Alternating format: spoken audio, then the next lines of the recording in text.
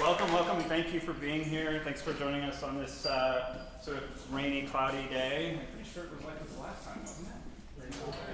Colder and rainy, cloudy, yeah. So that was Camille Saint-Saëns' Danse Macabre.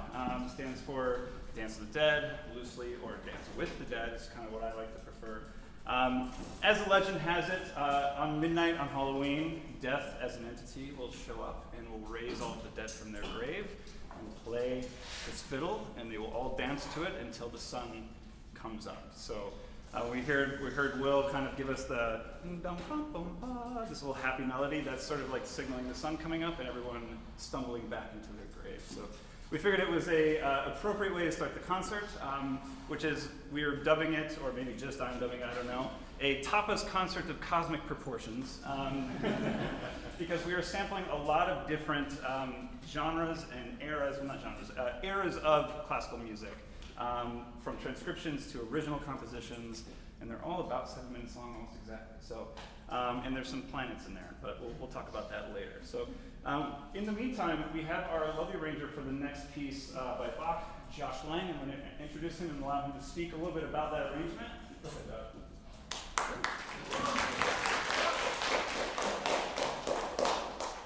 So this is Bach's third harpsichord concerto, originally in D major. And I didn't pick this piece or set out to arrange it because of the history, but as I started reading about the history, I found it remarkable and kind of relevant to what we're doing at here. So if you'll allow me, I'll talk briefly, I promise, about just a couple of things that were happening at the time. There was a big cultural shift happening in Leipzig, Germany, in the early 1700s.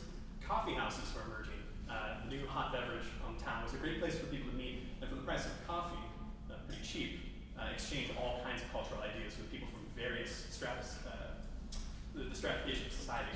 They could share ideas, and the leading composers at the time took notice of this, led primarily by Telemann, I think, right at the beginning of the century there, started performing in coffee houses, bringing music out of the churches and out of wealthy patrons' halls and courts, and bringing it to the people by way of these coffee houses. And Bach, of course, also took notice, and when he was appointed to the Collegium Musicum at Leipzig University in 1729, he set out to arrange a series of works, his prior concertos, for harpsichords to play with the Collegium Musicum there.